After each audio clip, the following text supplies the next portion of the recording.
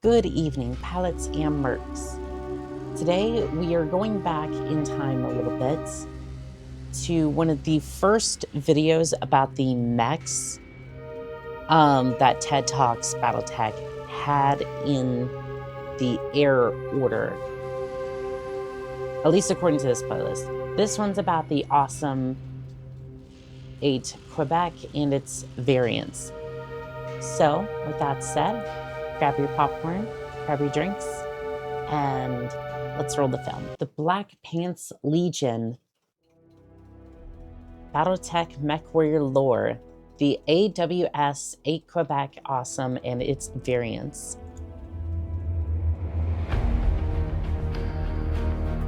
Some good music. I have to say, off the start, I love the music, and also the awesome was a good platform. Although it looks different here. Is this the Mechwarrior 2 version? Or the Mechwarrior 3? 3 didn't have the awesome, did it? No. So this must be the 2.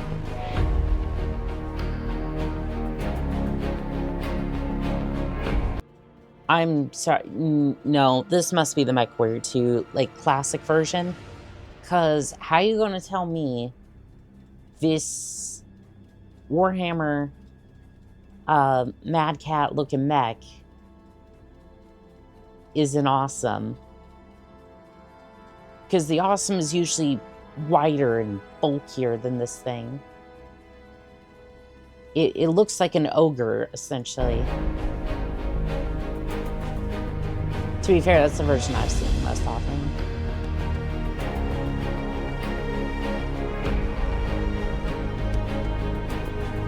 Hi there folks, Tex of the Black Pants Legion here. This is a new idea I'm trying. I will talk about one of the universes I truly love. Is anyone going to tell him that everybody absolutely loves this idea? And whether they pilot mechs or not, they would absolutely enjoy this series. And I'm very glad he had this idea. Battletech. Having grown up with Battletech and been a mech nerd for such a long time, I figured this series is, well, overdue, and also might prove interesting, at least to a few, where I can talk lore, see bills, and glory in the Battletech universe. We like so to that, start for this sure. series off, let's begin appropriately with my favorite mech, the Awesome. Specifically, the This is more like it. I don't know why it has like this bulky, like, I want to say it's like abs, or like it looks like a hard point where the S-arms would go. AWS 8Q Awesome. The Awesome was first designed by Technicron Manufacturing in Merc Space. That'd be the Free Worlds League for the rest of you. Or those weird Austro-Hungarian space nobility guys, for the few who identify with that.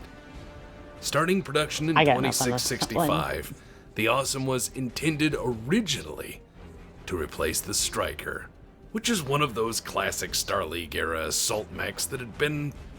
I'm sorry, what in the world is this? So you got this bulky, what I'm assuming is like a plasma cannon or PPC variant. What in the world is all this? This must have been like a primitive engine. Like, this Striker assault mech just, it looks bulky, and I could see why they'd want to replace it very quickly. Around for a while and has long since faded into obscurity, in no small part thanks to the Secession Wars. Hell, by the loss of their Stormvanger lines in the mid-2800s, there were fewer than 300 Strikers in the entire inner sphere. So I definitely would want to get my hands on one of those. I don't know if it's entirely plausible anymore, but I mean, I'd cough up the C-bills for it. But the Awesome did more than replace the Striker. It became just as a trophy, legend. for sure. The Awesome is such a feared battle mech. A common saying in the inner sphere is the only defense against an Awesome is another Awesome. Then again, that may be a corporate tagline to sell Awesomes, which they did. to virtually everyone. So why so popular?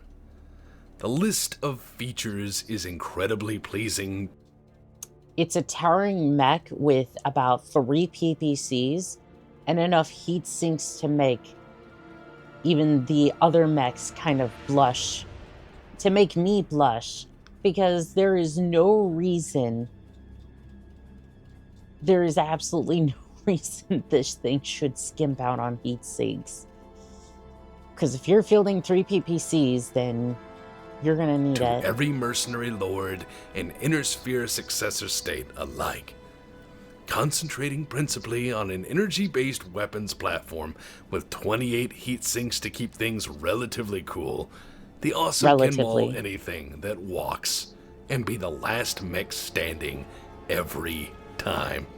None of the technical stuff. As I said, the Awesome, or at least the principal model of the AWS 8Q, is an energy-based weapons system. The AWS 8Q has 3 PPCs and a small laser. In addition... Yeah, because you want this small laser to make sure that the pigeons... that not the Inner Sphere, and certainly not the pigeons, are messing up your day. Also, all this for almost 7 million C-bills is pretty damn cheap. Like, considering this is an assault mech, right? Again, not super cheap, technically, but like, I don't know, I feel like that's pretty cheap to field an entire lance of these things. Especially with the amount of PPCs you've got. It has a battle fist at the end of its left arm, meaning it is quite capable of pummeling an enemy even if everything else is broken, which is unlikely, given the sheer amount of goddamn armor on it. And Awesome is an impressively armored mech, carrying 15 tons of armor, which makes it one of the most heavily armed 80-ton assault mechs in the universe. In fact, it has some of the heaviest rear armor of any known battle mech, even by later era standards, meaning that often enough, it will, as I've said, be the last mech standing in any engagement. It's kept cool with 28 single heat sinks in the Pit Band 240 standard. 28 heat sinks. To be fair, you are going to need every single one of these. Now you might ask, how would I know? I tend to run my mechs really damn hot, and this seems like a build that would be very, very close to my design specifications. I think after this, I'm gonna go buy an entire lance of these things. Because especially that rear armor, I have seen so many damn Atlases just fall and crumple to pieces because they're face tanks. Every single one of them. But if you have rear armor as well, that tends to solve that issue. And I'm glad they made this particular mech. Helps it lumber around at a reasonable assault mech speed of 54 kph. Should be noted that the Garrett T-19G communication system is the same used by the ancient and venerable ANH-2A Annihilator, a mech that would shock the Inner Sphere when introduced, or rather reintroduced, by the Wolves Dragoons in 3009. Ironhead over here looks impressive until you realize that this thing has about the same amount of ammo as an Urban Mech. Because yes, these things are terrifying because they will sweep the legs out from under you with the Albox 10 systems. However, it has like, you get like 40 rounds between four guns, depending upon if you went with the Albox 10s or Albox 20s. I almost said Xbox. I'm still working on the caffeine, okay? Still trying to get ready for the day. But if you want something that'll wake you up, though, get ambushed by an Annihilator here. It will definitely wake you up as you try to scramble to make sure that either the guns are removed or you're not gyro overloaded. There are many interesting variants of the Awesome, some of which serve as useful LRM platforms where others incorporate lost tech in the form of... Ew. Ew. I'm sorry. Just... I love my SRM builds. I can even be swayed to use medium range missiles. But the reason I don't like LRM systems is because by the time I get a lock, most of the enemies that I'm fighting are going to be close enough to where I'm not able to get a lock on the enemy. So most of my combat is going to be within 500 meters. And even if I have support mechs who run LRMs, most of my pilots, and again, this is more the FPS games than anything else. The LRMs are going to be close enough with my lance mates, even if they were smart enough to use them, they just kind of fall apart. So tactically, the only use for these is like Inferno ones, which technically they exist, but that's about all the usefulness they have, to shut down a mech from distance and then try to safely approach. That's the only real use for them. Now, tabletop, that changes completely. You could run missile boats all day and it'd be fine.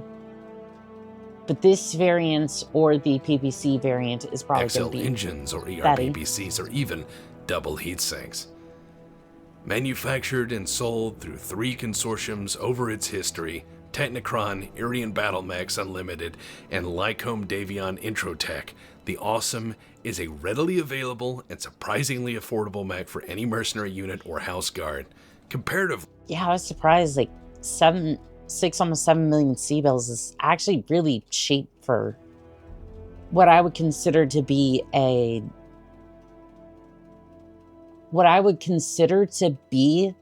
like a crazy or like crazier build.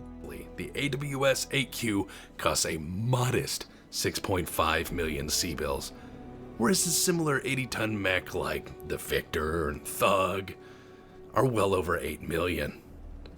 Now I know what some of you are thinking, and by some of you I mean clanner scum. Yes, you can field a 75-ton Mad Cat, or as you call it, a Timberwolf, which is a more versatile weapon system by far than an Awesome. See, here's the problem with that. You're sacrificing 5 tons. You might get a better targeting computer. But at that point, it really doesn't matter. I have 3 PPCs, and it's going to crush the Timberwolf. Until you look at the cost. 75 tons of Mad Cat. Oh, no. The cost is that too. Is 24 million C-bills. Oh, but Tex, I play tabletop and I don't use C-bills. I go by battle value, you say. Okay, a Mad Cat ranges between 2252 battle value points and 2737 battle value points. An Awesome ranges between 1358 and 1605. I rest my case. That is, unless you play tonnage versus tonnage, in which case, shame on you. Shame.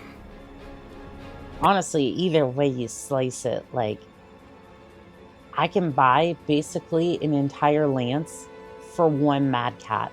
I didn't even think about that, but yeah. Anyways, I hope you enjoyed, and if you have anything else you want me to cover in one of these Tex Talks Battletech, let me know. Or just hate it and move on. Oh no, the internet absolutely loves these, and I do too. And if you did like the video, make sure to hit the link in the description and go support the Black Pants Legion. they have been very kind enough to come by on stream and in some of the comments as well. I very much appreciate everyone coming by and just really just enjoying the TED Talk videos and like really being a part of the Battletech series as a whole. Like this is awesome that we get to not only talk about the battle mechs, but also